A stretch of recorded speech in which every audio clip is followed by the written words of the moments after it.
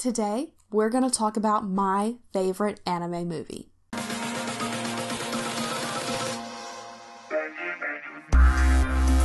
Hello, and welcome to Geek Devotions, a show from a couple devoted geeks devoted to letting people know that they are loved. I am Celeste, and today we are talking about my favorite anime movie, the one that started my love of the genre, Howl's Moving Castle. I recently acquired Howl's Moving Castle for Christmas, and I was so excited. This has been on my wish list for years. I was so excited to get this movie. The movie is about a young woman named Sophie who becomes cursed by the Witch of the Waste, cursed to look and feel like an old woman. This curse causes her to seek out the wizard known as Howl, who might be able to help her. In the end, they end up helping each other, which is why I think I really love the movie. The way that they end up helping each other is it turns out that Howl himself is under a curse, and no one realized it. Through the movie, you see these two going about their business, doing the things that they need to do, and slowly becoming friends.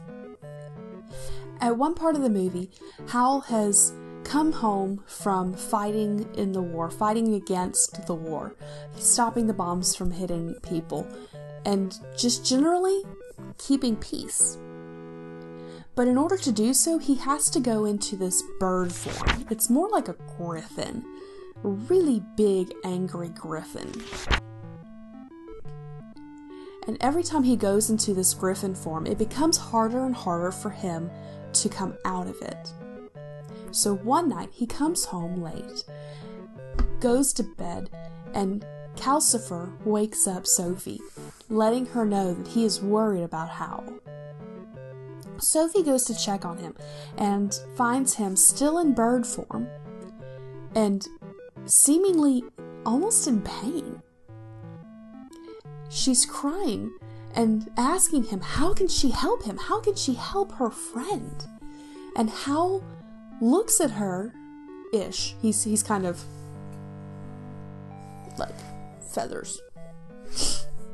And he goes, how can you help me with my curse when you can't even get rid of your own? This one line made me think of the scripture. In Luke chapter 6, verse 42, it says, how can you say to your brother, brother, let me take out the speck in your eye, when you yourself do not see the beam in your own eye? You hypocrite, first take the beam out of your own eye, then you will see clearly the speck in your brother's eye to take it out. Luke is saying here, not that we should not help our fellow Christians, our fellow people with their struggles, but more a matter of help yourself first. If you're struggling with something, you don't need to help somebody with the same problem. This is the same in our Christian walk.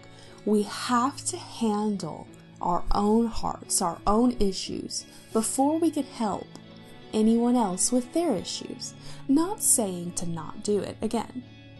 Not saying to not help them, but check your own heart.